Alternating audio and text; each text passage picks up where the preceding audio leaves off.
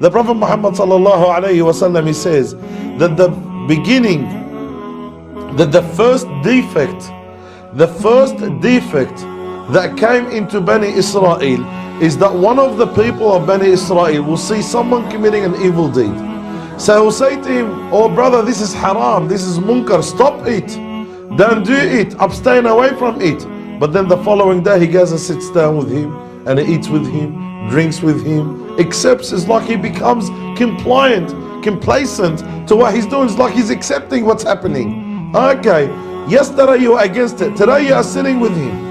And you see that these days you see religious brothers, they see other people, drug dealers, criminals, but because they are bros, they are from the area, okay, there's nothing wrong, let's sit down with them and and start rubbing shoulders and keep quiet over it. And then start saying, oh look at these dogs and look at this kuffar. The problem is from you. How could you even be complacent to someone who's committing haram? And not only that, you honor these people. Wallahi, we see some of our brothers honor drug dealers, honor criminals. Oh Allah, look at this brother, mashallah, is hectic.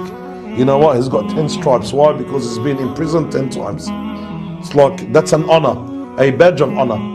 That's how it is. This is the act of Bani Israel.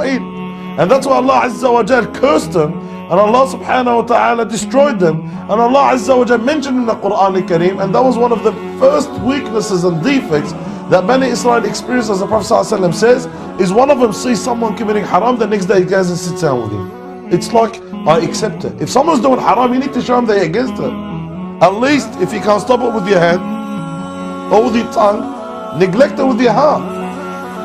Don't show any signs of compliance to it. No, I'm not going to accept that. I'm not going to accept that. That's haram. That's not acceptable.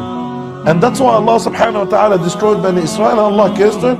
لعن الذين كفروا من بني إسرائيل على لسان داود وعيسى بن مريم ذلك بما عصوا وكانوا يعتدون كانوا لا يتناهون عن منكر فعلوه لبئس ما كانوا يفعلون. Allah subhanahu wa ta'ala says that the disbelievers from Bani Israel were cursed from Bani Israel on the tongue of Dawood and Isa, the son of Maryam, because of their disobedience and because of the transgression. And then Allah subhanahu wa ta'ala says, they never used to forbid one another from committing an evil sin, a deed.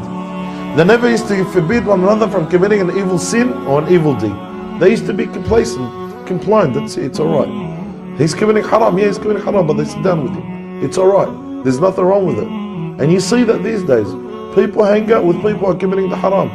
And you know what, they go and eat with them and they pay through the haram. Okay, he's my friend, he's my buddy. No, we grew up together. Okay, I'm not saying you disconnect yourself from them, but you need to show them that you don't accept what they're doing. Not show them, you know what, I respect you for who you are because you're a drug dealer or because you're a criminal and because you're a thug, I respect you for who you are. No, I don't respect you for who you are. I respect you as a Muslim, and that's why you need to be a better Muslim. This is the attitude.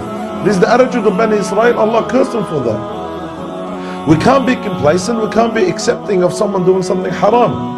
And for that Allah subhanahu wa ta'ala cursed Bani Israel. For this reason, one of the reasons, because they accepted people committing the haram even though they were committing the haram.